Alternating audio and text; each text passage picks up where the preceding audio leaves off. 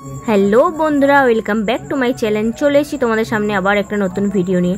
আজকে হচ্ছে সানডের জন্য আজকে আমার বাবুর চুলটা কাটাতে গিয়েছিলাম। চুল কাটাতে গিয়েছিলাম বলতে ওর না 2 মাস হয়ে গেছে চুল কাটানো হয়নি, তার জন্য ভাবলাম চুলটা কাটিয়ে নিয়ে আসি। আর চুলটা না এতই বড় হয়ে গেছে, পুরো মাথাটা না বড় বড় দেখাচ্ছে, তার জন্য চলে গেছিলাম চুল কাটাতে। আর আমি তোমাদের কাছে বলেছিলাম যে আমি আমার প্রেগনেন্সি জার্নিটা কিভাবে কাটাচ্ছি আর বা কি হয়েছিল আমার, সেটা তোমাদের কাছে আজকে বলবো, শেয়ার করার জন্য চলে এসেছি। তোমরা শুনতে থাকো আর আমার পাশে থেকো। আমার না একটা খুব বড় একটা প্রবলেম হয়ে গেছিলো বলতে আজ প্রায় 1 বছর আগে আমি আরেকবার কনসিভ করেছিলাম।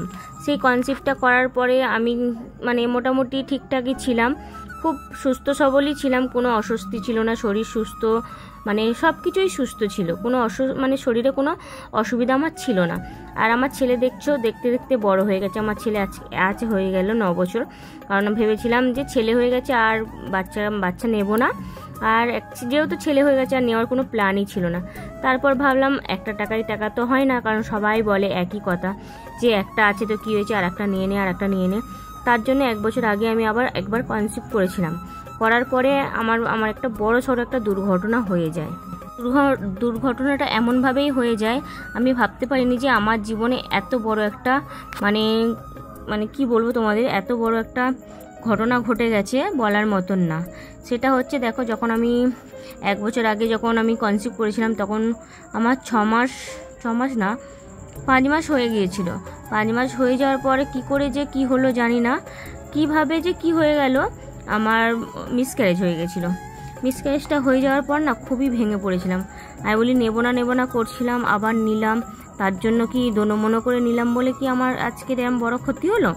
তার জন্য অনেক দিন মানে 2-3 মাসের মতন মানে এই কষ্টটা ঝেড়ে উঠতে পারিনি।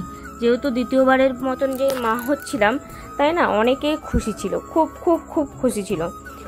বিশেষ করে আমার স্বামী মানে আমার হাজব্যান্ড। আমার শাশুড়ি শ্বশুর তো আমার খুব একটা অত ভালোবাসে না, যেহেতু আমি প্রেম করে বিয়ে করেছি বলে আমাকে অতটা গুরুত্ব দেয়নি।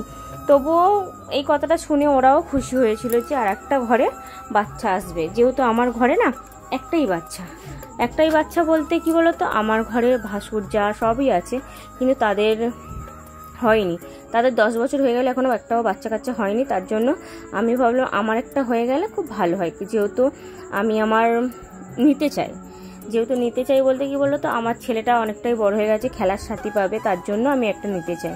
ওরও ইচ্ছা আছে একটা ভাই হোক বা বোন হোক, ও ভালো লাগবে। যেহেতু আমাদের কলকাতা শহরে না কেউ কারোর বাড়িতে অত যায় না, যে আসে যার বাড়িতে সে আসে থাকে। তার জন্য সবাই খুশি হয়েছে, মোটামুটি সবাই খুশি হয়েছিল। কিছু থেকে কি হয়ে গেল জানি না। তারপরে 1 বছর বলতে 1.5 বছর পর আমি আবার কনসিভ করি। দেখতেই পাচ্ছ এখন আমার অবস্থা। সত্যি কথা বলতে আমার শরীরে এত রকম প্রবলেম দেখা দিচ্ছে, আমি ভাবতেও পারিনি যে এত কষ্ট পাবো দ্বিতীয়বারের বেলা। এত কষ্ট পাচ্ছি বলার মতন না। না ঠিক করে ঘুমাতে পারছি, না ঠিক করে বসতে পারছি, না ঠিক করে খেতে পারছি। ডাক্তার খালি বলছে মানে খাওয়া দাওয়াটা কম হচ্ছে। দেখে কি মনে হচ্ছে আমার খাওয়া দাওয়া কম হচ্ছে, কিন্তু না, ফল যেহেতু প্রথম যখন 2 মাস 3 মাস মানে প্রথম যখন কনসিভ করি 1 মাসে, তখন না আমি কিছু খেতেই পারতাম না। টোটাল বমি বলতে অসম্ভব বমি করার পর যেহেতু ভাত মুড়ি যাই বলো না কেন কিছুই খেতে ভালো লাগতো না, শুধু ফলের উপর দিয়ে থাকতাম, শুধু ফল খেতাম। ফল খেতে তারপরে যখন 5 মাসে পড়লাম বমিটা একটু কমলো, কিন্তু শরীরে কষ্টটা কমেনি। যেমন কষ্ট যেমন শরীর হাই করছে, মানে এরকম অসহ্য কষ্ট আমি আমার বড় ছেলের বেলা আমার ছেলের বেলা আমি কষ্ট কিছুই পাইনি। তার জন্য ডাক্তারখানায় গিয়েছিলাম 2 দিন আগে। ডাক্তার দেখিয়ে আসার পর ডাক্তার বলছে আমার শরীরে ভিটামিন কম, ভালো মন্দ করে খেতে বলছে। আমি তো রেগুলারই ভালো মন্দ করে খাচ্ছি, তবু কী করে যে আমার শরীরের ভিটামিন কম হচ্ছে আমি বুঝতে পারছি না। তারপর গাদা ওষুধ তো খেতেই হচ্ছে, কিছু করার নেই। আর এইদিকে দেখো আমি পুঁইশাক গাছের কাছে চলে এসেছি। আমাদের আজকে পুঁইশাক দিয়ে কুমড়ো দিয়ে আলু দিয়ে তরকারি করবো বলছিলাম, তার জন্য পুঁইশাক কাটতে চলে এসেছি। পুঁইশাক বলতে ডাঁটাটা কাটবো না, শুধু পাতাগুলো কেটে নেবো, তার জন্য পাতাগুলো কাটছি। বাবু বলছে মা পাতাগুলো নিয়ে কি করবে, যেহেতু পাতাগুলো না পুঁইশাকের পাতাগুলো খেতে খুবই ভালো লাগে না, তার জন্য পাতাগুলো কেটে নিচ্ছি। কচি পাতা আছে, পাতা দিয়ে চিংড়ি মাছ দিয়ে পুঁইশাকের ডাঁটা দিয়ে রান্না হবে, তার জন্য সব কেটে নিচ্ছি ছোটো ছোটো পাতাগুলো। আর সত্যি কথা বলতে পুঁই শাকের এই পাতা, কচি কচি পাতা ভাপাও খেতে ভালো লাগে। এদিকে যে আমি মুরগিটা ডাঁটাটা কাটতে গেছি, দেখি না কে অলরেডি কেটে নিয়ে পালিয়েছে। কে কেটেছে জানি না, কিন্তু চলো যেটুকুনি পেয়েছি সেটুকুনি কেটে নিই, যেহেতু আমরা ডাঁটা খাবো না, পাতাই খাবো। এদিকে আমি রান্না আজকে কি করব না করবো তোমাদের সঙ্গে শেয়ার করব, যেহেতু আমার লাইফস্টাইল তোমাদের সঙ্গে বলতে এসছি তো বলবো। তার জন্য এই ছিল আমার জীবনের কাহিনী, তোমাদের সঙ্গে শেয়ার করেই নিলাম।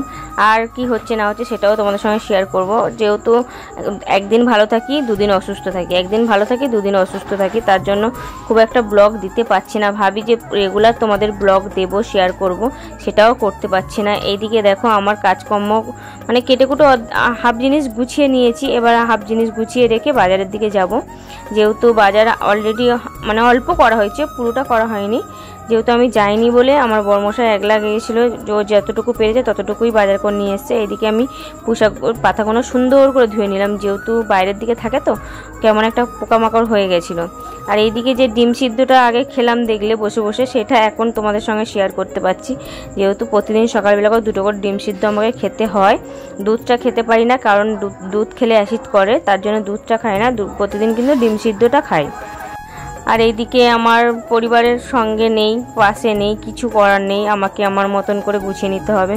যেহেতু আমি এখন না 7 মাসে পড়ে গেছি, আমি না খুব একটা ভালোভাবে বসতে পারি না, বসলে না খুব কষ্ট হয়। মানে আমার অনেকে কি সুন্দর বসে কাজকর্ম করে নেয়, আমার ওই একটা প্রবলেম হওয়ার পর থেকে না, যে এই মিসক্যারেজটা হওয়ার পর থেকে, সেই থেকে না আমার প্রবলেমটা হওয়ার পর থেকে আমার শরীরটা এরকম বেশি কষ্ট, মানে শরীরটা বেশি খারাপ হয়ে গেছে। আর বেশিক্ষণ আমি বসে থাকতে পারি না, বসে থাকলেই না আমার শরীরে কষ্ট হয়, মানে এত কষ্ট হয় বলে বোঝাতে পারবো না। আর তার জন্য বেশিক্ষণ বসতে পারি না, একটু একটু করে কাজ করি, একটু একটু করে গিয়ে শুয়ে পড়ি, একটু একটু করে কাজ করি, এদিকে একটু একটু করে শুয়ে পড়ি। এইদিকে অর্ধেক কাটাকুটি রেডি করে রেখে দিয়ে আমি একটু শুয়ে নিয়েছিলাম। আর মুখে তো না কিছুই খেতে ভালো লাগছে না, অনেকে কিছু নয় এটা খাচ্ছে সেটা খাচ্ছে, আমি সেটা কোনো জিনিসই খেতে পাচ্ছি না। মানে যে একটু পেট ভরা জিনিস খাবো, পেট ভরা জিনিস খেলেই কী বলো তো আমার গ্যাস হয়ে যাচ্ছে।